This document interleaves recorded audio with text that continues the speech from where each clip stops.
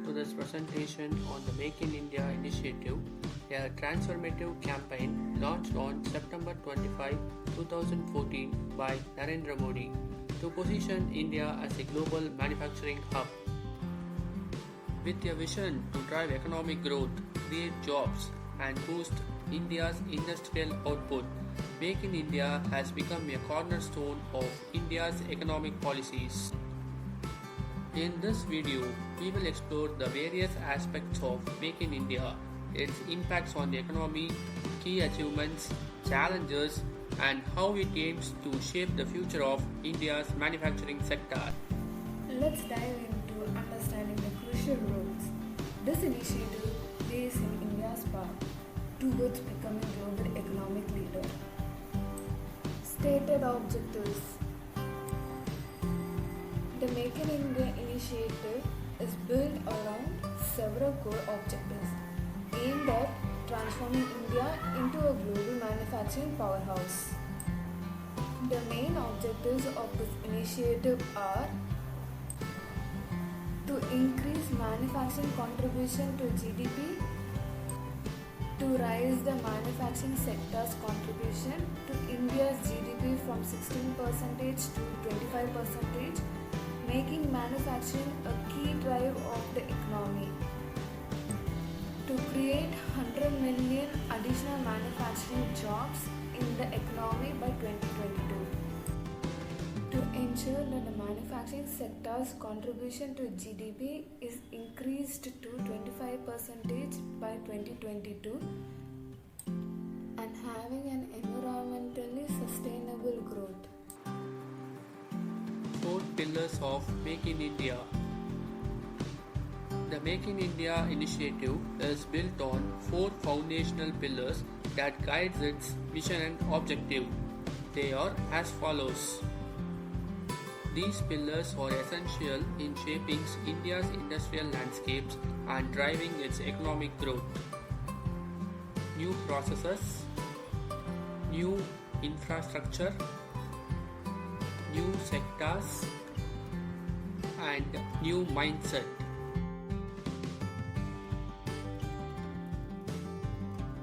Make in India 2.2 is encompassing 25 sectors. The program continues to drive forward with significant achievements and renewed vigor, reinforcing India's position as a major player in the global manufacturing landscape.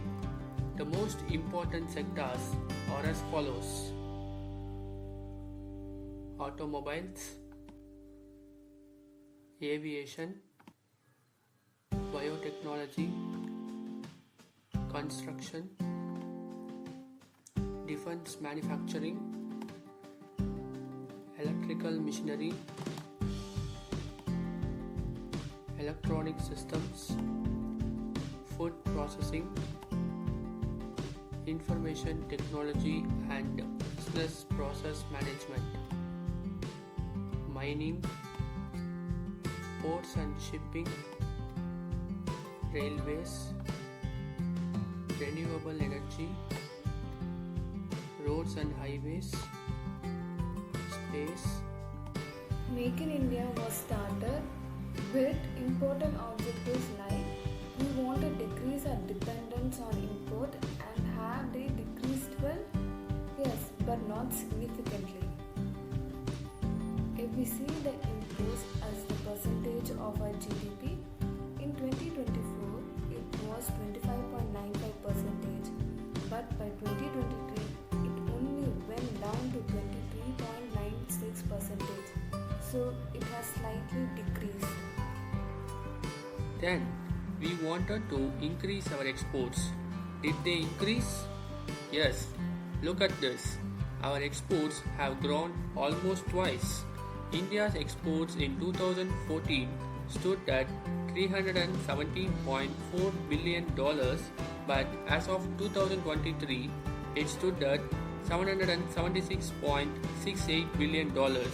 But the catch over here is that the objective of Making India was not just to increase our exports but also to decrease our import. The objective is to increase exports as compared to our imports. But did it increase? Well, not really. As of 2014, India spent $32.4 billion more on imports and outward payments than its earning from export and inward payments. But by 2023, this number stood at $54.5 billion.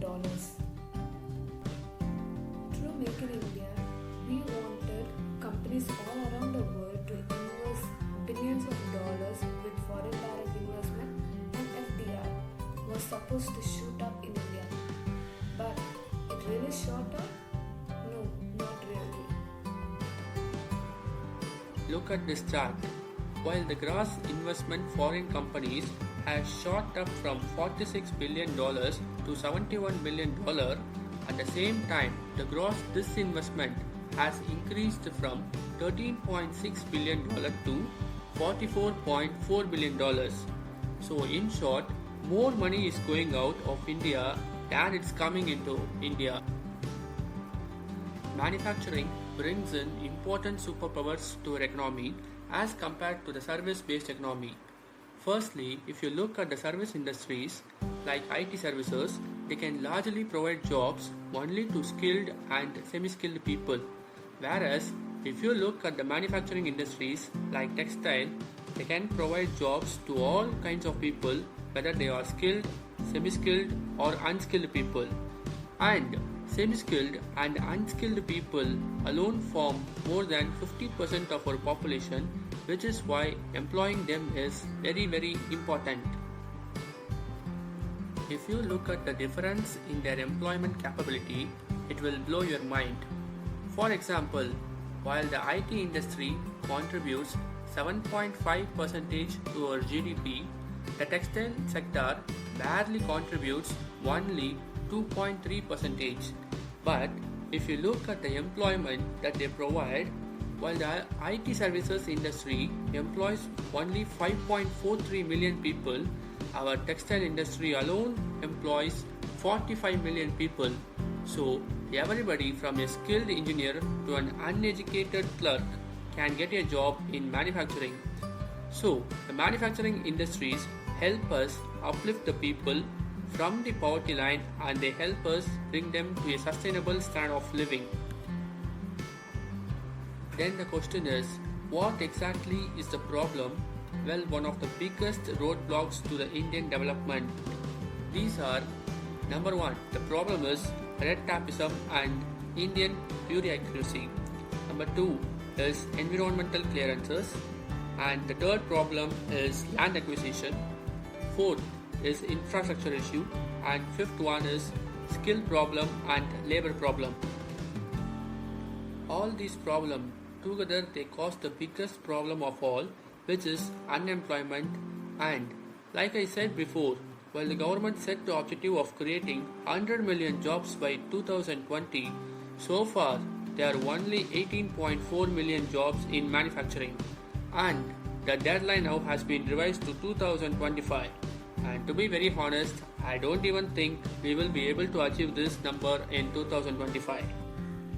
This is the situation of the Indian manufacturing trade.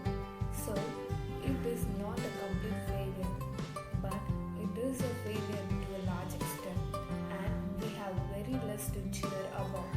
So, this begs the question, what exactly is the solution? Well, surprisingly, the solutions are pretty straightforward.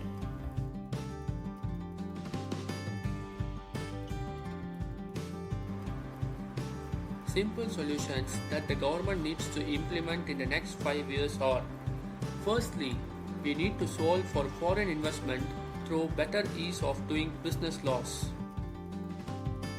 Secondly, we need to solve for land acquisition with a land banking systems just like Gujarat has solved for it. Thirdly, we need to have a far better infrastructure with again requires lands, and it requires a better system for environmental clearance. Lastly, we need to solve for labor and upskilling, which India has solved but hasn't scaled enough all across the country.